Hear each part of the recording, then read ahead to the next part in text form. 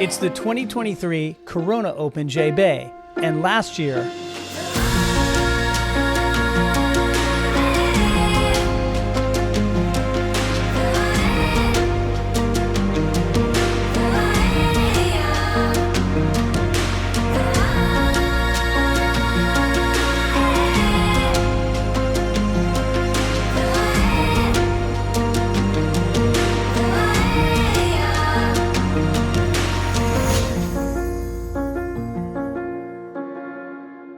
so using the surf forecast and nerding out on some surf stats, I'm going to make my WSL fantasy picks. Now, Yago is tempting after he made the semis last year at J-Bay with some beautiful backhand surfing.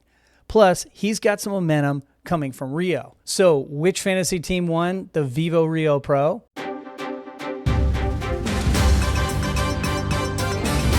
As you know, the overall winner of the Old Surf Dad Fantasy League gets the Hall of Fame trophy and permanent residence in the Hall of Fame. It's a great honor. I've closed the league to new teams, and many of you have a chance to rally and win.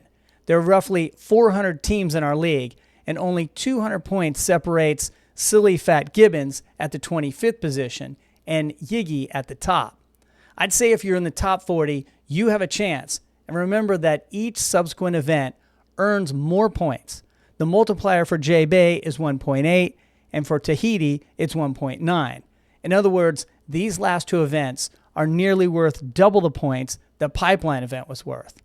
For those of you in the middle of the pack, like me, or below, you can still win the Old Surf Dad Fantasy Medal, which is awarded to each event winner. Now, I still don't know when the WSL will end the fantasy season. I mean, they won't even say why Eric Logan is no longer the CEO. So the question is, will the season end in Tahiti like it did last year, or will it end with the finals like it did in 2021? I will use the WSL rankings to determine the winner, which will come after either Tahiti or the finals. We will see. Finally, I almost forgot to congratulate Weird Cal for winning the Vivo Rio Pro. This is Weird Cal's second win this season. Very impressive, and congratulations. All right, let's check the surf forecast for South Africa. If you scroll the Instagram account of any of the WCT surfers right now, you'll see they're getting some great warm-up waves. And check it out, the surf forecast actually looks pretty good. There's still a ways out, and the Atlantic and Indian Ocean can change quickly, but I see the event running the first days of the waiting period starting on July 13th. Now, after a slowdown in the action, the surf looks to pick up again towards the middle and end of the waiting period. Let's hope we actually get to see the world's best surfers in the world's best ways. All right, moving on, let's look at some surf stats before we make our fantasy picks. Hey, did you know that number 1 Felipe Toledo and number 2 Griffin Colapinto went out in the round of 16 last year in pumping Jeffreys Bay? And did you remember that 2019 J-Bay champion Gabriel Medina missed last season's Jeffreys Bay event with a knee injury? And speaking of knee injury, how about John Florence, who missed the last 3 events at J-Bay and hasn't had a good result here since 2016 when he was runner-up to Mick Fanning? This brings us to last year, where Jack and Ethan made their run through to the finals, with Ethan winning his first CT. On the women's side, Lakey was runner-up in both 2018 and 2019, but went out early last year. Tatiana beat Carissa in the semis and Tyler in the finals to win J-Bay, but it should be mentioned that Carissa made a tactical interference error that led to her demise and lost to Tati.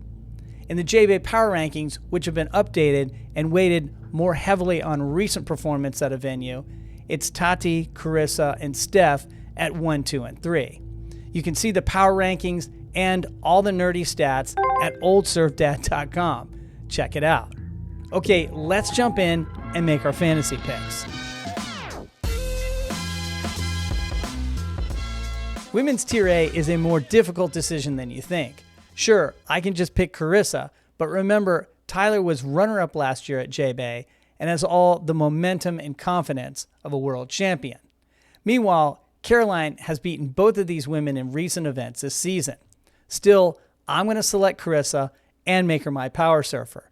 It's just my gut feeling is she's going to win this event. Looking at women's Tier B, it's loaded with talented rookies and KG veterans. I'll take one of each. With the rookie selection, I'm tempted to pick Molly here, but I like the backside bash that Katie Simmers did in Rio so much that I feel like if she approaches J-Bay with that kind of attitude, she has a possibility of winning another event. These two are in the same heat with Gabriella Bryan in the opening round, and that should be a firecracker. I'm taking Katie.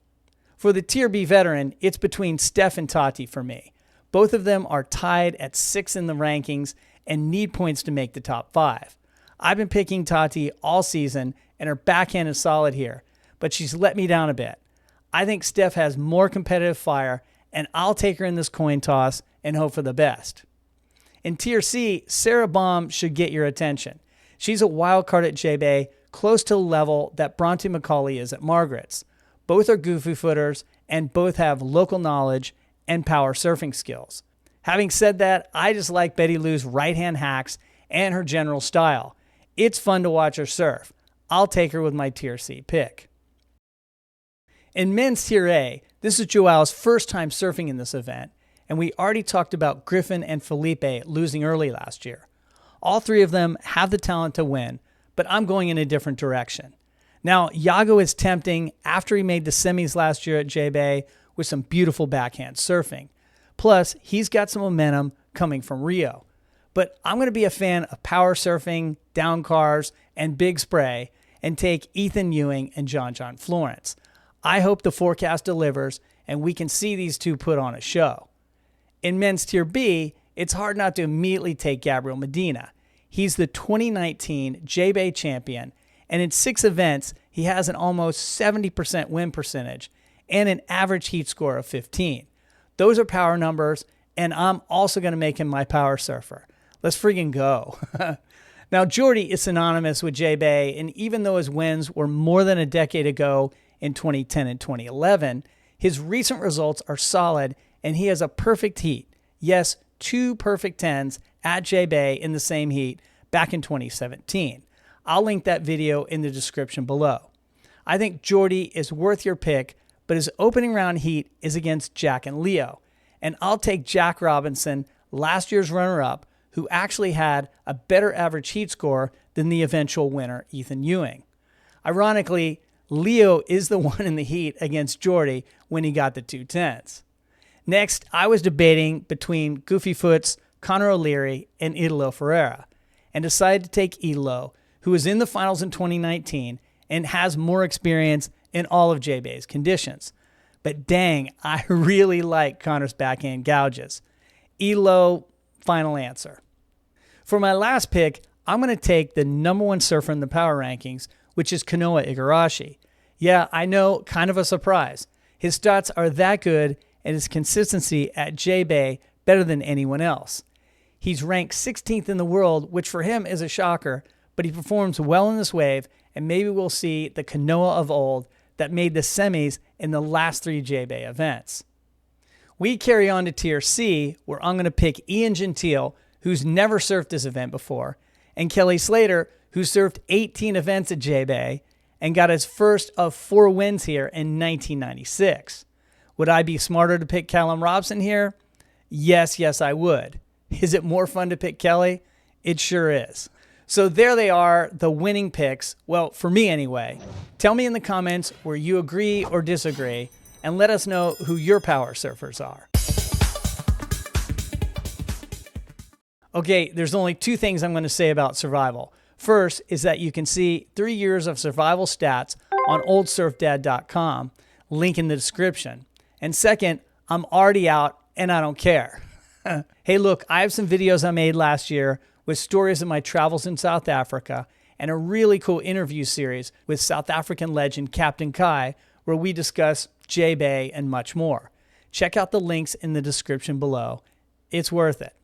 If you haven't subscribed yet, I welcome you to join us. And don't forget to like this video. It really helps the channel. Next up is our last regular season event in Tahiti. I'll have full coverage, and I'm hoping to break down the J-Bay event in a live show as well. Hey, thanks everybody for watching, and we'll see you on the next one. All right. I think we got it. Very cool.